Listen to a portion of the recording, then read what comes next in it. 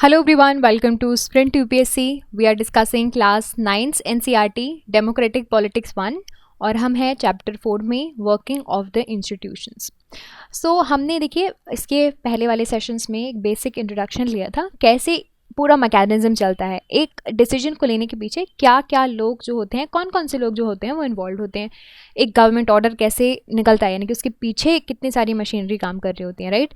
That we have discuss. So today we will try to discuss what is the need of political institutions, यानी कि हम importance समझेंगे कि इस political institutions की क्या इम्पॉर्टेंस है.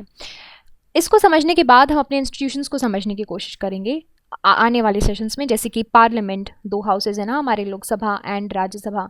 ये पॉलिटिकल एग्जीक्यूटिव, 2 पॉलिटिकल तरह के पॉलिटिकल एग्जीक्यूटिव्स होते हैं, एक तो पॉलिटिकल होते हैं और एक होते हैं परमानेंट, वो भी समझेंगे. और फिर हम जुडिशरी जो थर्ड ऑर्गन है वो समझने की कोशिश करेंगे. For now, for this session we are going to discuss the need, what is the need of political institution. So देखिए, हमने देखा था कि हाउ गवर्नमेंट वर्क्स, ये देखा था, वर्किंग देखी थी ना हमने गवर्नमेंट की, कैसे कैसे प्रोसीजर्स होते हैं. सो गवर्निंग जो किसी भी कंट्री की होती है उसमें बहुत सी एक्टिविटीज़ होती हैं. फॉर एग्जांपल, जो गवर्नमेंट होती है it is responsible for securing security of the citizens, और उनको बेसिक राइट्स, एजुकेशन,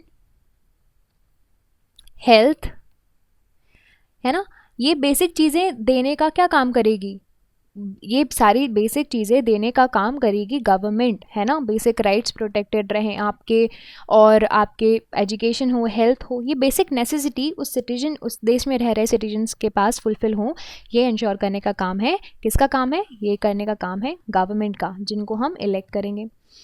अब ये कैसे काम करेगी? हेल्थ एजुकेशन के लिए और बाकी चीज़ों के लिए हमें सर्विसेज कैसे प्रोवाइड करेगी?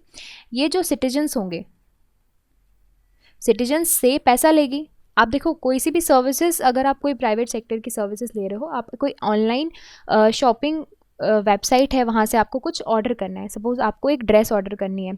सो what you will do, you will go, आप उसकी सर्विस लोगे, you will pay for it and then you will get it. So citizens, यहाँ पे जो गवर्नमेंट सर्विसेज की बातें होती है ना, वो भी सिमिलर तरीके से होती हैं. सिटीजन्स हैं हम देंगे अपने पैसे यानी कि सर्विसेज के लिए हम पैसे देंगे in the form of taxes, and ये जो टैक्सेस हैं गवर्नमेंट कलेक्ट करेगी.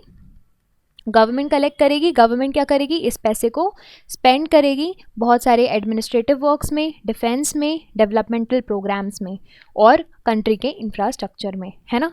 तो ये टैक्सेस हमने दिए और इन रिटर्न हमें सर्विसेज मिल रही हैं. सर्विसेज जैसे कि सिक्योरिटी कैसे, बॉर्डर्स में हमारे देश के सैनिक खड़े हुए हैं डिफेंस में पैसा लगा के, और डेवलपमेंटल प्रोग्राम्स, आपको जो सारे स्कीम्स मिलते हैं, और इंफ्रास्ट्रक्चर जो कि गवर्नमेंट पैसा लगाएगी ब्रिजेस में, रोड्स में, और भी बहुत सी चीज़ें होती हैं, राइट. सो ऐसे करके पूरा काम चलता है.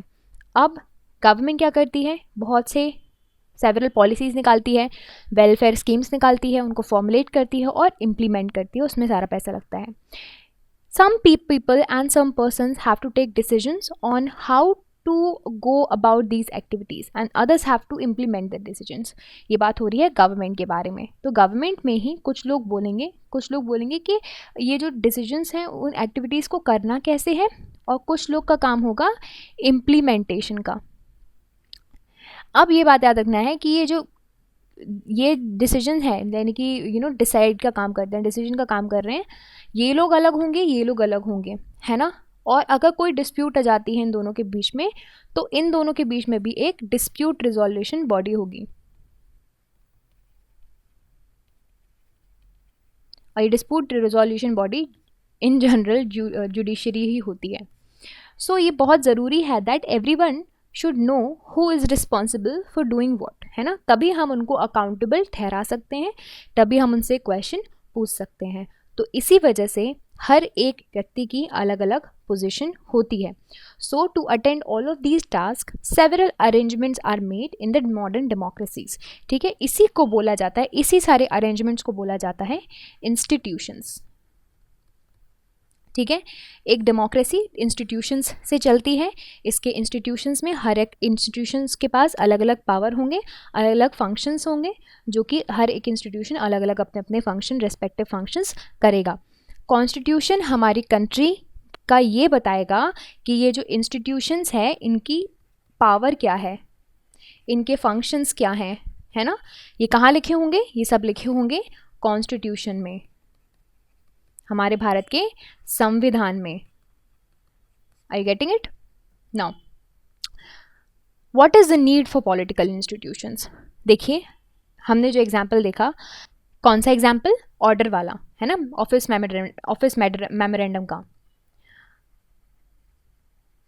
उसमें हमने क्या देखा, बहुत से लोग काम आए। कौन कौन आए? पहले तो सबसे पहले जिसने ऑर्डर साइन किया वो पहले पता चला, फिर उसके पीछे हमें पता चला कि प्राइम मिनिस्टर ने डिसीजन लिया, कैबिनेट ने डिसीजन लिया, कमिटीज़ आई, सिविल सर्वेंट्स काम कर रहे थे, बहुत से लोग थे ना। सो देखिए कौन कौन काम करते हैं, प्राइम मिनिस्टर और कैबिनेट।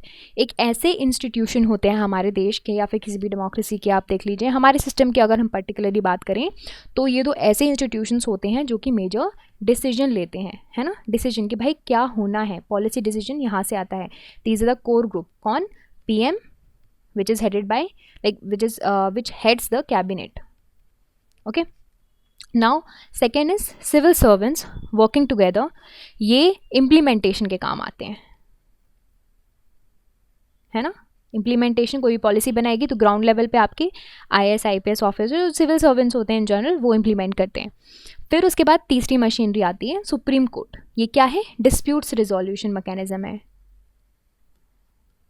अगर कोई इन दोनों के बीच में लड़ाई हो जाए या फिर कोई भी डिस्प्यूट्स आए सिटीजन और गवर्नमेंट के बीच में, फाइनली सेटल कौन करेगा?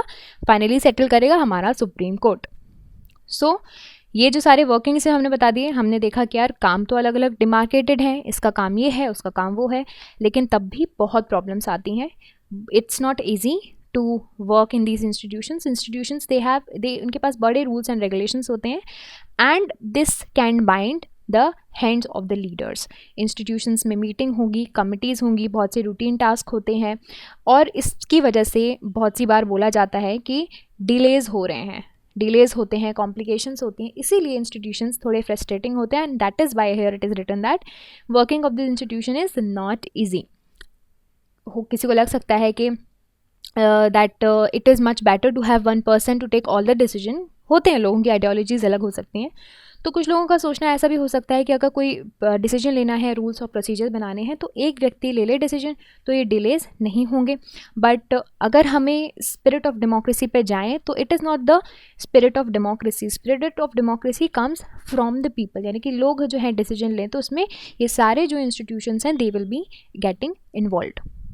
सो अगर हम डेमोक्रेसी की स्पिरिट पे जाएं तो it comes from the people ना, लोगों से आती है, यानी कि एक वाइडर सेट देगी, सारे लोगों को अपॉर्चुनिटी देगी लोगों से कंसल्ट होने की, डिसीजन लेने की। देखो हमने एग्जांपल में देखा था ना कि एक बार चलो ठीक है डिसीजन ले लिया गया, जनता दल ने वो डिसीजन ले भी लिया था, मान भी लिया था, बोल दिया था कि ठीक है आप मान लीजिए मंडल कमीशन की रिपोर्ट, लेकिन आने के बाद भी प्रोटेस्ट हुआ, लोगों ने प्रोटेस्ट किया उसके खिलाफ, जो सारे जो डेमोन्स्ट्रेशंस किए गए, तो उसकी वजह से एक प्रेशर क्रिएट हुआ, सुप्रीम कोर्ट को बीच में आना पड़ा। सुप्रीम कोर्ट ने बोला कि आप अब क्या करो, थोड़ा इसमें मॉडिफिकेशंस लेकर आओ। तो यही होती है हमारे डेमोक्रेसी की spirit.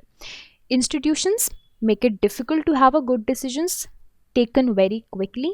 Yes this is true कि अगर देखो हमारे यहाँ डिफरेंट इंस्टीट्यूशंस हैं तो हो सकता है कि चीज़ें जल्दी ना हो पाएँ, but at the same time it is very very difficult and equally bad to rush through the bad decisions, है ना। अगर बैड डिसीजंस ले लिए तो वो उतने ही ज़्यादा हार्मफुल भी हो सकते हैं। So it is better to be late than to be sorry, यानी कि डिले हुआ that is okay, but at the same time कुछ अच्छा डिसीजन और प्रॉपर डिसीजन तो लिया।